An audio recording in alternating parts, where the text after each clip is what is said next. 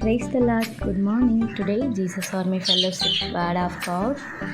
2 நாளாகமம் 16 அதிகாரம் 9 தம்மை பற்றி உத்தம இதயத்தோடு இருக்கிறவர்களுக்கு தம்முடைய வல்லமை விளங்கு பண்ணும்படி கர்த்தருடைய கண்கள் பூமி எங்கும் உலாவிக் கொண்டிருக்கிறது. இந்த விஷயத்தில் மதி இல்லாதவராய் இருந்தீர். ஆகையால் இது முதற்கொண்டு உமக்கு யுத்தங்கள் நேரிடும் என்றான்.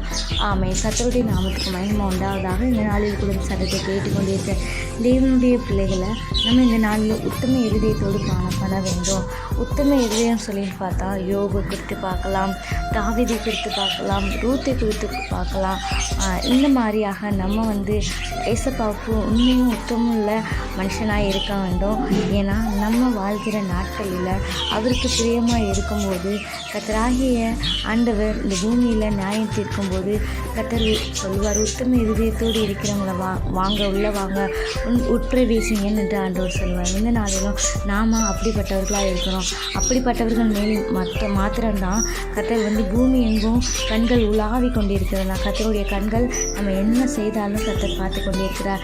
அதை ஞாபகம் வைத்து அதை நம்ம மனதில் வைத்து நம்ம எல்லா காரியங்களையும் செய்ய வேண்டும். கர்த்தருக்கு உண்மையுள்ள மனுஷன் பரிபூர்ண ஆசீர்வாதங்களை பெறுவான் என்று வேதத்தில் எழுதப்பட்டிருக்கு. நம்ம மொத்தமும் உண்மையுமா இருக்க இந்த நாளில் கற்றுக்கொள்வோம். கர்த்தர் தாமே இந்த வார்த்தை கொண்டு உங்களை ஆசீர்வதிப்பாராக. ஆமென்.